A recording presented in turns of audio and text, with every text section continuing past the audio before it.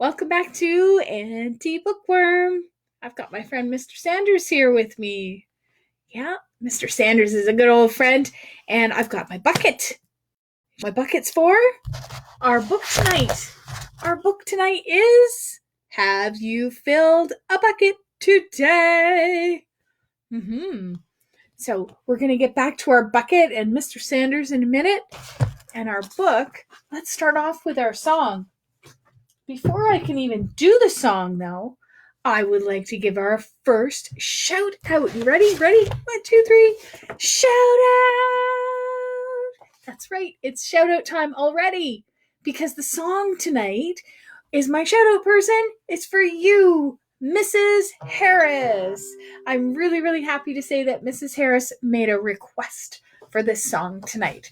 I had kind of forgotten about it, and it's one of we do all the time together. So let's see if we can't do it tonight. It's called Down by the Bay. You remember that one? I hope you do because we have some good rhymes happening. Oh, some friends are checking in. Hi, Gracie. Hi, Manahil. Hi, Kennedy. And there's Carolyn. Hi, Carolyn. I wonder if Emma and Amber are with you. And Jason. Anybody watching? Well, we're going to start off, like I said, with Down by the Bay. Ready?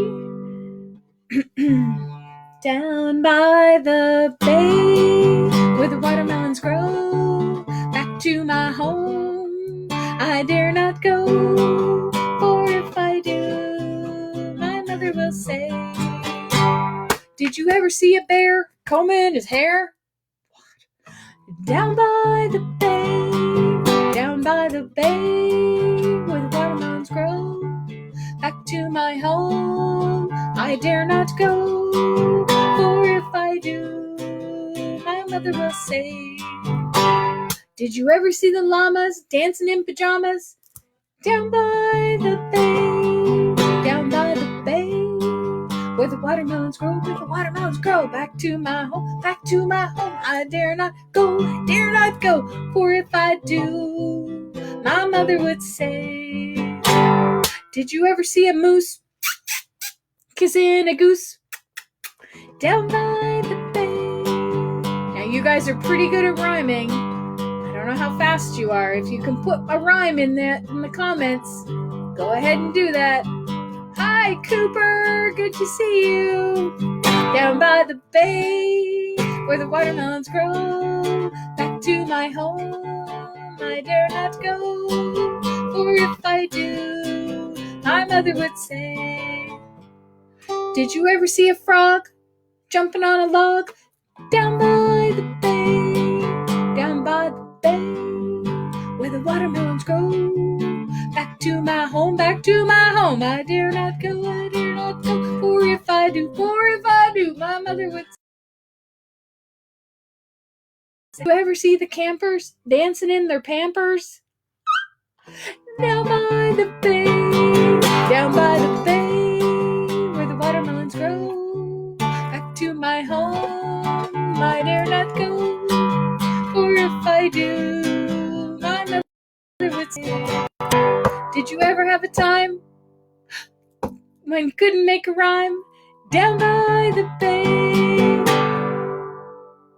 So, well, I'm ahead of you guys. Looks like you don't have any new rhymes for me, but we could do this song another night with some rhymes that you make up. So if you want to put some rhymes in there, I sometimes find when I do that song with kids, they'll give me funny things. Like they'll say, did you ever see a cat eating a potato? But it doesn't rhyme, and it's supposed to rhyme, people. It's supposed to rhyme. So if you do think of some, let me know. Hey, I have a poem for you tonight, and it's a riddle. Yeah, so you try and solve the riddle. It's from this book called Dirty Laundry Pile.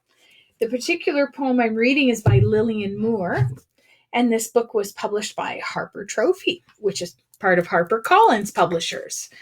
So thanks to them for sharing this with us. Here goes the poem. Listen to all the clues.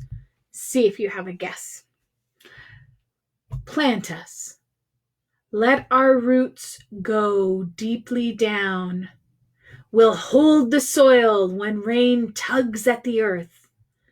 Plant us. You will better know how seasons come and go. Watch for our leaves unfurling in spring green, our leafy roofs of summer over pools of shade, our sunset red and gold igniting autumn's blaze. When cold winds leave us bare, we'll show you treetop nests where songbirds hid their young. And in early spring, the sweet sap flows again. Have syrup for your pancakes. Plant us. That's the end of the poem. Can you solve the riddle? I'll tell you a few clues. There was something about leaves. There was something about red and gold in autumn. And in early spring, the sap flows again to have syrup for your pancakes. What could that poem have been about? Well, you can either read Dirty Laundry Pile yourself or make a guess, and I'll let you know if it was right. Throw it in the comments or send me a message. Yeah, so tonight we also have a great story to read. And along with the story, I have my own bucket. Ta-da-da! Had a little help making that cute face on my bucket. Yeah, do you remember why there's a few hearts on the bucket for this story? Well, I'll tell you, my bucket's pretty full. And right on top is this guy. Hello, everyone. It's so nice to see you. Now, Mr. Sanders, can you tell us a bit about yourself? Why, certainly. Now, you would know my name because my name is on the sign over Winnie the Pooh's house. Do you live with Winnie the Pooh? Oh, no. Oh, you don't? Well, why is your name on the sign? I used to live in that house, but Pooh took it over and I moved out. Oh, I see. But he left your sign there? Yes, it's very strange. It is a bit strange. But anyway, I'm glad you're here with me. Mr. Sanders has been with me for quite some time. Do you know that? Yes, many years. Yes, and in fact, he was a present. So that's part of filling up a bucket, is sometimes getting a special present and also just having a special toy that you really enjoy spending time with. So there's one of my special toys that fills my bucket. What does that mean, fill my bucket? Let's see the book. Have you filled your bucket today? This is a fantastic book for these days.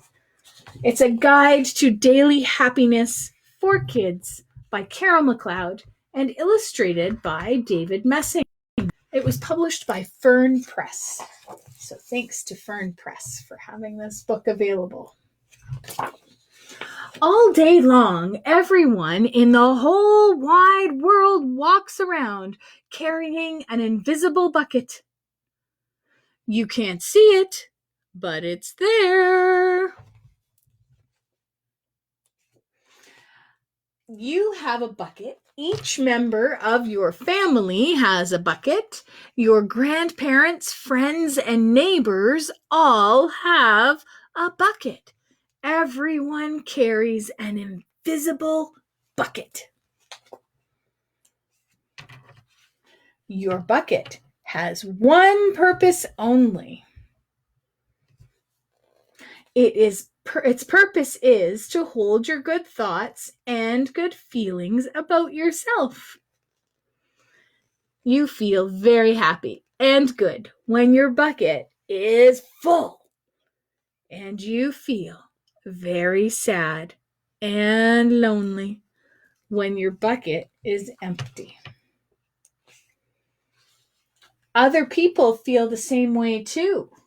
They're happy when their buckets are full, and they're sad when their buckets are empty. It's great to have a full bucket, and this is how it works.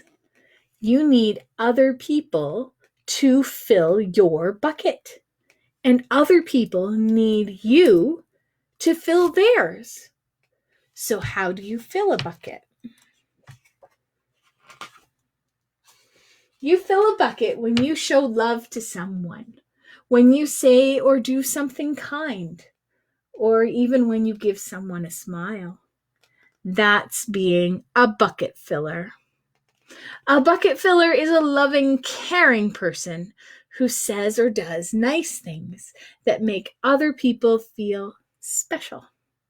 When you make someone feel special, you are filling a bucket. Ding. But you can also dip into a bucket and take out some good feelings. You dip into a bucket when you make fun of someone, when you say or do mean things, or when you ignore someone. That's being a bucket dipper. A bully is a bucket dipper. A bucket dipper says or does mean things that make others feel bad. Many bucket dippers have an empty bucket, and they think they can fill their own bucket by dipping into someone else's. But that will never work. You never fill your own bucket when you dip into someone else's. But guess what? When you fill someone's bucket, you fill your own bucket too. You feel good when you help others feel good. It's so true. All day long, we're either filling up or dipping into each other's buckets by what we say and what we do. Try to fill a bucket and see what happens. You love your mom and your dad? Why not tell them you love them? You can even tell them why. Your caring words will fill their buckets right up. Watch for smiles to light up their faces. You will feel like smiling too. A smile is a good clue that you have filled a bucket. If you practice, you'll become a great bucket filler. Just remember that everyone carries an invisible bucket, and think of what you can do or say to fill it. Here are some ideas. You could smile and say hi to the bus driver. He has a bucket too. You could, you could invite the new kid at school to play with you. You could write a thank you note to your teacher. You could tell your grandpa that you like to spend time with him.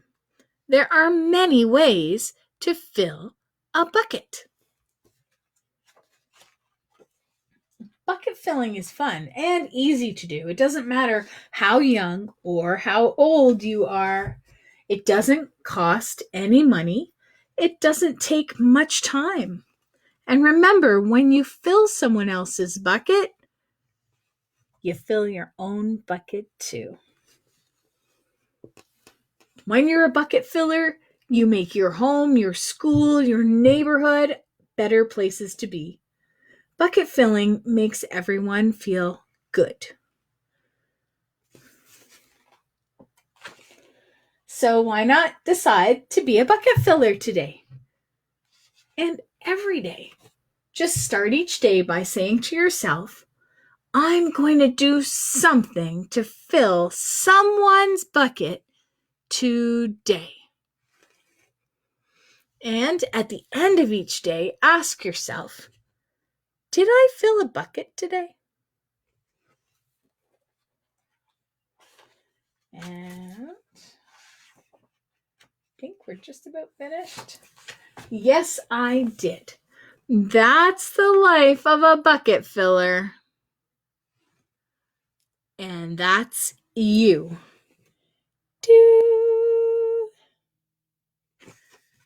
There you go.